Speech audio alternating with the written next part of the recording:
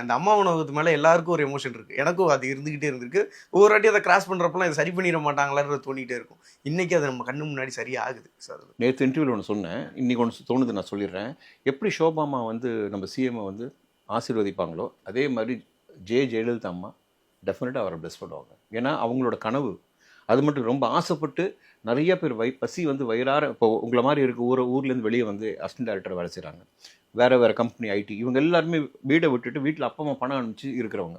So இவங்களுக்கு அந்த அம்மா உணவகம்ன்றது பெரிய ஒரு என்ன சொல்லுவாங்க, காலையில் எந்திரிச்சோன்னா நம்ம வயிறு நிறையும், மனசு நிறைய, நம்ம நிம்மதியாக வேலை செய்யலாம் அப்படின்ற ஒரு தைரியத்தை கொடுத்த ஒரு விஷயம் தான் அம்மா உணவகம்.